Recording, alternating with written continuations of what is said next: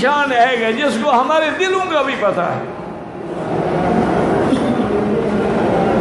اور جو ہم نے دلوں کے اندر پروگرام بنائے وہ اس کا بھی پتہ ہی اللہ کی شان ہے، فرشتوں کو بھی نہیں ہے۔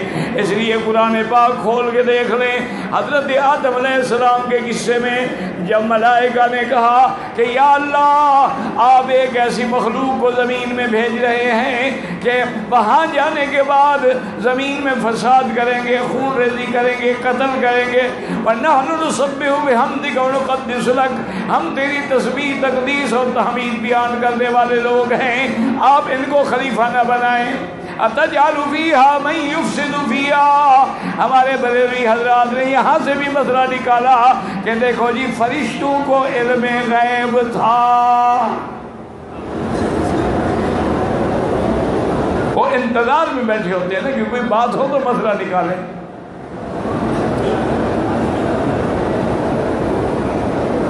کہ وہ بتا رہے ہیں کہ زمین میں اگر یہ جائیں گے تو فساد کا بھی علم غیب تھا نا، پہلے بتا رہے ہیں، حالانکہ ان کو پتا ہے اگر وہ چاہیں وہ علم غیب نہیں تھا۔ سب سے پہلے اللہ نے مخلوق جو زمین پہ بھیجی تھی وہ جنات تھے، انہوں نے آ کے زمین میں فساد کیا، خون بہائے، اللہ نے ملائکہ کو حکم دیا کہ ان کو مار مار کے جزائر کی طرف نکال دو۔ اس لیے ملائکہ نے کہا ایک مخلوق کا حشر تو ہم دیکھ چکے ہیں، آپ دوسری بھیجیں گے تو یہ بھی تو ویسے کرے گی۔ یہ علم غیب نہیں تھا، تجربہ تھا، دیکھ چکے تھے وہ۔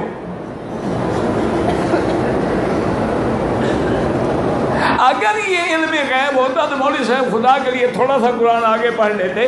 اب اللہ نے امتحان لیا، سارے ملائکہ کو جمع کر کے فرمایا انبئونی باسماء ہؤلاء،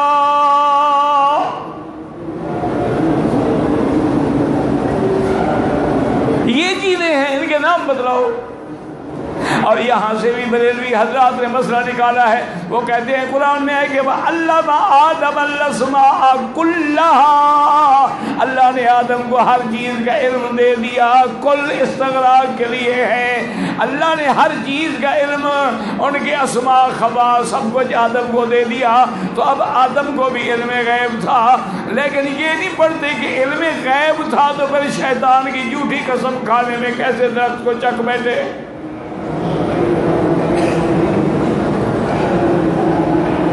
یہ تو نہیں ہے نا کہ مطلب کی آیت پڑھو اور اگلی نہ پڑھو۔ اب کوئی آدمی یہی پڑھتا ہے جی قرآن میں ہے کہ لا تقربوا الصلاۃ، نماز کے قریب نہ جانا، کہ قرآن ہے، اور آگے نہ پڑھے کہ وانتم سکارا، جب تم نشے کی حالت میں ہو تو نہ جانا۔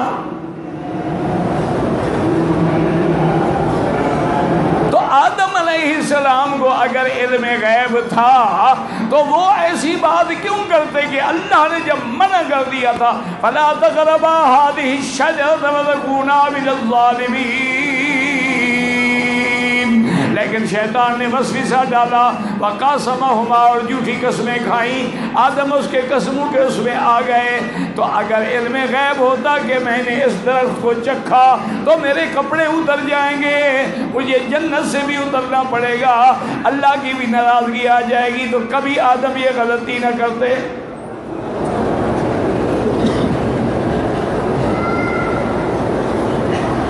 تو اگر علم غیب ایسے نہیں ہے، تکے سے مسئلے نہیں ثابت ہوتے۔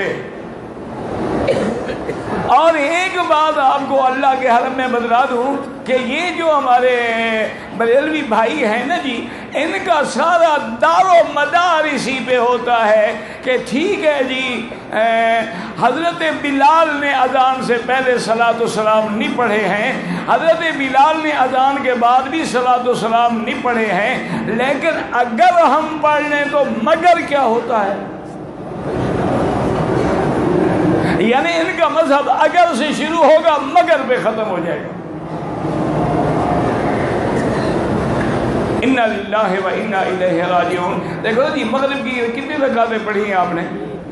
ہاں جی، اور یار بولو تو صحیح، آپ نے مغرب کی کتنی رکعتیں پڑھی؟ اگر 4 پڑھ لو تو مگر کیا ہوگا؟ نماز ہو جائے گی۔ اچھا عرفات کس دن گئے تھے؟ ہاں جی، اگر آپ 8 کو چلے جاتے تو مگر کیا ہوتا؟ رش بھی نہ ہوتا، آرام سے بیٹھے رہ جاتا ہے عرفات میں۔ یہ اگر مگر بھی کوئی دین ہے؟ دین وہ ہے جس پہ اللہ کا حکم ہو اور محمد مصطفیٰ کی مہر لگی ہو۔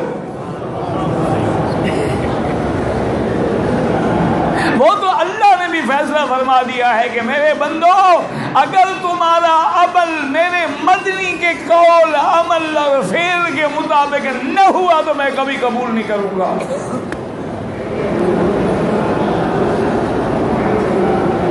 تو یہ اگر مگر سے مسئلے ثابت نہیں ہوتے کہ جی اگر میلاد مناتے ہیں تو مگر کیا ہوتا ہے، اگر عرس مناتے ہیں تو مگر کیا ہوتا ہے۔ یہ کوئی بات ہے؟ یہ کوئی دین ہے؟ لوگوں کو دھوکہ دینے کی بھی حد ہوتی ہے۔ اچھا، کبھی انہوں نے تم کو بتایا ہے؟ میں اس لیے بتا رہا ہوں، آج کل مکے میں ہو، عرب میں ہو، مدینے میں ہو، الحمدللہ کسی سے یہ بھی تو پوچھا کرو نا کہ عرس کا کیا معنی ہے۔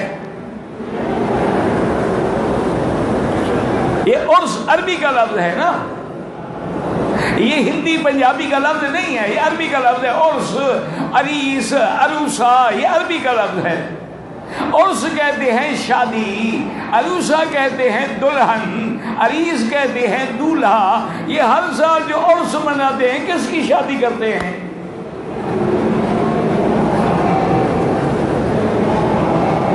کو خدا کا خوف کرو کہ نام تو بدلو۔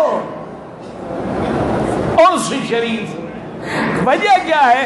ان کے نزدیک یہی ہے نا کہ بزرگ جناب مرتے نہیں ہیں، وہ تو وصال فرماتے ہیں نا۔ وصال مانا ملنا، کس سے ملتے ہیں؟ یعنی اللہ سے۔ اس لیے پھر ہر سال شادی ہوتی ہے، شادی بھی پھر اللہ سے ہوگی۔ اچھا، مرد کی شادی بھی جائز ہے اللہ سے؟ وہ تو کافروں نے بھی جرأت کی، انہوں نے بھی بی بی مریم کو اللہ کی بیوی بتلایا،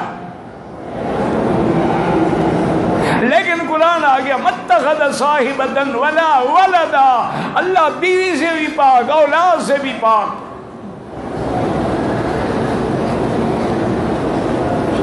اب دیکھیں جناب، نوری مخلوق سامنے بیٹھی ہے، اللہ نے حکم دیا، اچھا اعتراض کرنے والوں انبئونی، خبر دو، بتلاؤ، بِأَسْمَاءِ هَؤُلَاءِ إِن كُنتُمْ صَادِقِينَ۔